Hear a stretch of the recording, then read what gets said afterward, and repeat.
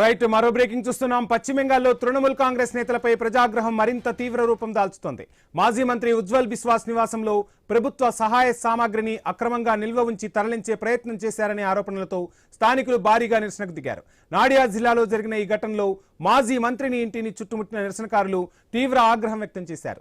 ఈ క్రమంలో కొందరు ఆయనపై గుడ్లు విసిరి తమ నిరసన వ్యక్తం చేశారు. పరిస్థితి ఉద్రిక్తంగా మారింది. పోలీసులు రంగంలోకి దిగి ఉజ్వల్ బిశ్వాస్ ను అక్కడి నుంచి తరలించే ప్రయత్నం చేశారు. ఆరోపణలను ఖండించిన బిశ్వాస్ సహాయ సామాగ్రిని పరిపాలనకు అప్పగించేందుకే తరలిస్తున్నారని, భారతీయ జనతా పార్టీ రాజకీయ కుట్రలో భాగంగానే ఈ ఆరోపణలు చేస్తున్నారని చెప్పారు. ఇదిలా ఉంటే ఇటీవల కూడా పలువురు టీఎంసీ నేతల వద్ద సహాయ సామాగ్రి నిల్వల వ్యవహారం వెలుగులోకి రావడం బెంగాల్ రాజకీయాల్లో ఇప్పుడు చర్చనీయాంశంగా మారింది.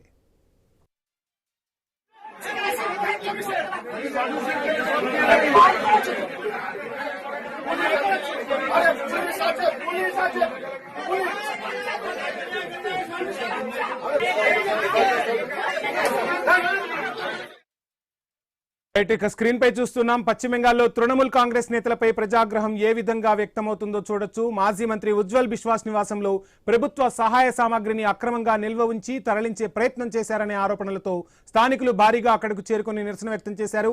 నాడియా జిల్లాలో ఈ ఘటన చోటు చేసుకుంది. ఈ ఘటనలో మాజీ మంత్రి ఇంటిని చుట్టుముట్టారు నిరసనకారులు. తీవ్ర ఆగ్రహం వ్యక్తం చేశారు.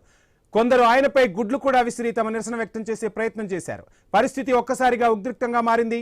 పోలీసులు రంగప్రవేశం చేసి ఉజ్వల్ బిశ్వాస్ ను అక్కడి నుంచి తరలించే ప్రయత్నం చేశారు. అయితే ఆరోపణలను పూర్తిగా ఖండించారు బిశ్వాస్.